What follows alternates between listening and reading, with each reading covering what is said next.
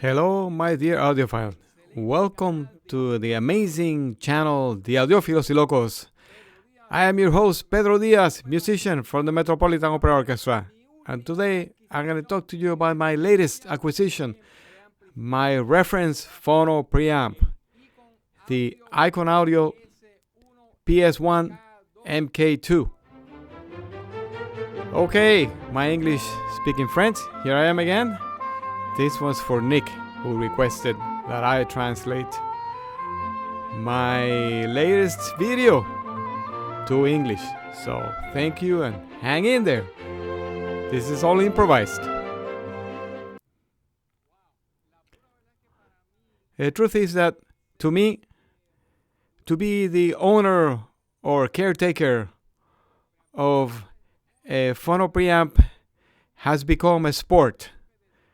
Because since I started this channel, I've had so many phono preamps. It's something that I'm always looking for, always changing.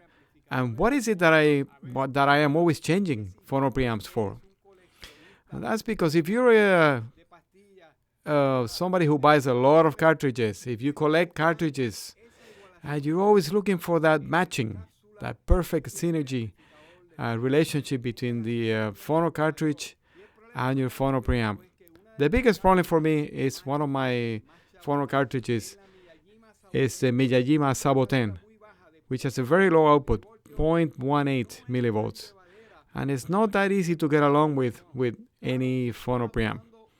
Of course, if you're using a moving magnet cartridge, then you have not to worry about this. You don't even have to watch this video.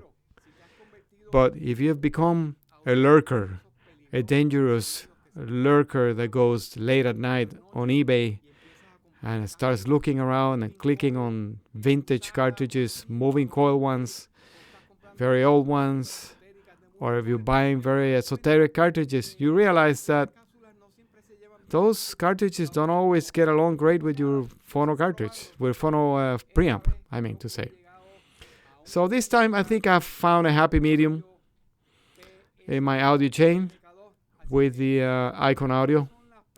Let's see a little bit about this unit. One of the most notable things about this unit is that it doesn't have electronic boards. It's all point-to-point soldering. And that makes a big difference in sound. It also has two tube rectifiers, and it doesn't use any active feedback. It has polypropylene capacitors, which can also be upgraded to Mungdorf, and all the internal wiring is silver. The gain for moving magnet is 50 decibels, and for moving coil is 69, which is pretty high. It's decent. And this phono preamp is designed by David Shaw in Leicester, England. As in other cases, I received this unit as a demo unit to review from Audio Arcan in Canada. The unit comes originally from England. It was loaned to me for a review as a review sample, but in a matter of days, I ended up just buying it. I told the distributor, I said, wait a minute, give me a good price. I'm going to buy this right now. And why? Why did I just buy it like that without really testing it for a long time? As you can see, it's not a super califragilistically espialidocious high-tech unit worthy of a NASA scientist. It's mostly a very simple design and also a little bit old-fashioned in terms of the engineering. But active amplification, tube amplification, is always very powerful for phono cartridges. Now, one thing that happens to me a lot is that it's very hard for me to explain, to describe my reference components, the ones that I own, the ones that I bought. And the reason is because I really don't know how they sound. When you know how something sounds, then you immediately start to sort of predict what kind of a presentation is going to give you, what it's going to sound like. And this is more like magic.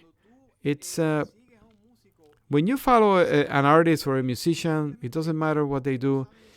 It's probably because you don't really know the formula. What is that they do that captivates you? How is it that they make music? That is probably a mystery to you.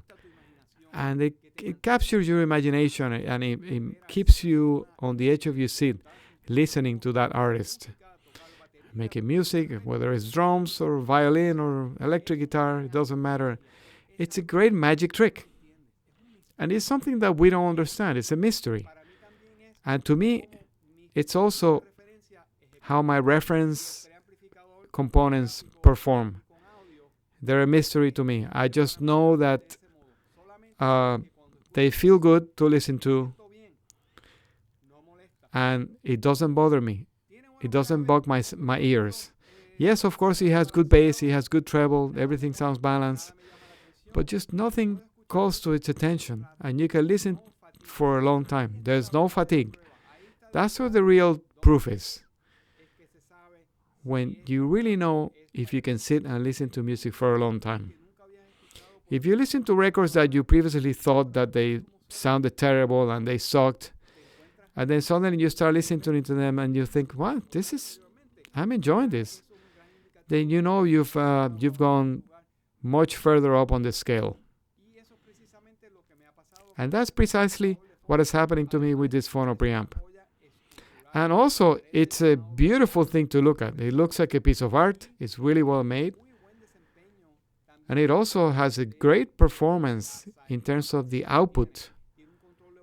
It has a volume control, which also helps me control the input of my digital recorder, my Tascam DA3000. And also I can drive an amplifier directly with it, and it gives it really good output. The funny thing is that for moving coil, it only has one matching, which is 100 ohms. That's the way it is. There's no other adjustments for moving coils. But the designer, David Shaw, he quotes the president of Ortofon in an email, in a letter, where he talked about why he decided to just opt for 100 ohms with moving coil cartridges. I have an email from him in which he talks about, in a private conversation with the president of Ortofon when he went to see the factory, and he told him that according to the RCA formula, which was all designed in with tube equipment, all you need for a moving coil cartridge is a 10 times, the factor of 10 amplification. So with 100 ohms, you should be okay. Transformers represent a reactive load, so you don't really know exactly what's going on sometimes DC or AC. So as long as it's more than 10 ohms, generally you are safe with a moving coil cartridge. In the case of my Quintet Bronze, it actually says between 50 and 200 ohms. It's a recommended load. But it doesn't matter, because as long as you're over 10, you won't really hear a big difference. Of course, you can generalize, because my cartridges, like the Miyagi Masaboten and other ones I have, they're more picky and it's crazy. But for most moving coil cartridges, 100 ohms should suffice. But let's not get into an argument, because I know a lot of people here are gonna disagree, and I also have a lot of cartridges in my collection, and for that I just use my Graham Slee elevator step-up transformer.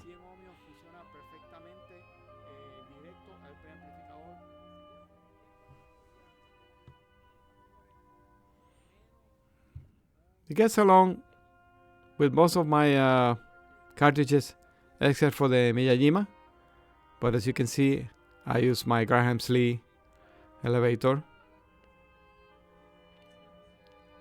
which is also a great addition. And in my previous months, I was using Graham Slee as my reference phono preamps. And the elevator is still my reference step-up transformer. And I use it with my Miyajima and some other cartridges. I also have moving iron cartridges and moving magnets, which with no problems, I use it at 47 kilo ohms, and they sound great. Another thing is that it can handle very high output cartridges like my EMT HSD006, which has a very high output for a moving coil. And it doesn't choke up. It can handle the output very well. It's very versatile. It has a great dynamic range. I think the price is it's okay. It's not super cheap, but it's also not overly expensive compared to others.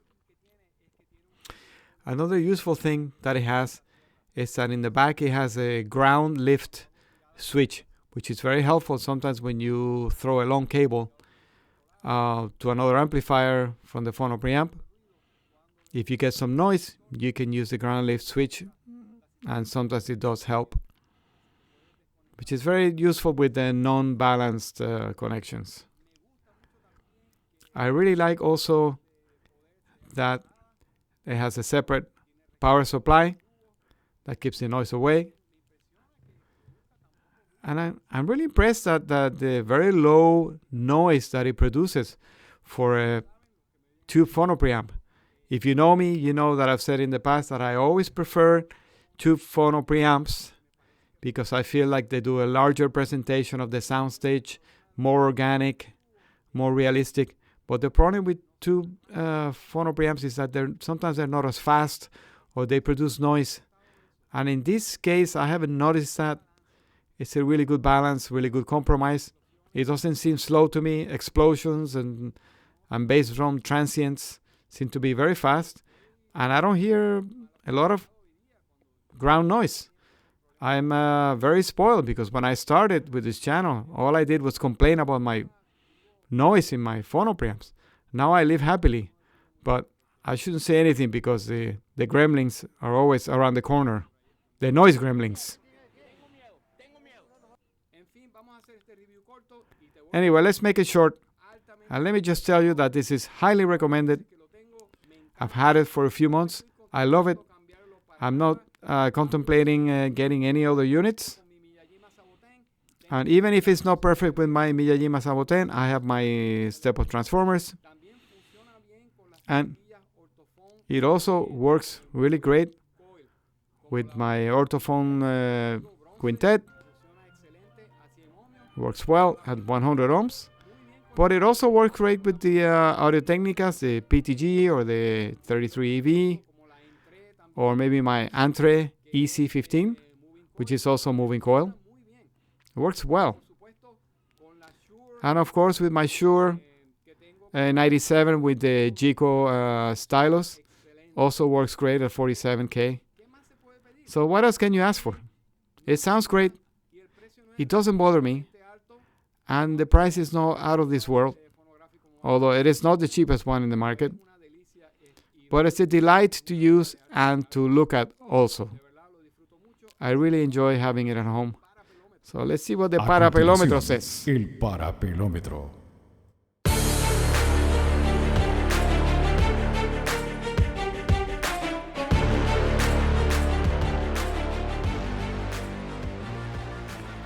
Thank you for watching my video, and don't forget to subscribe.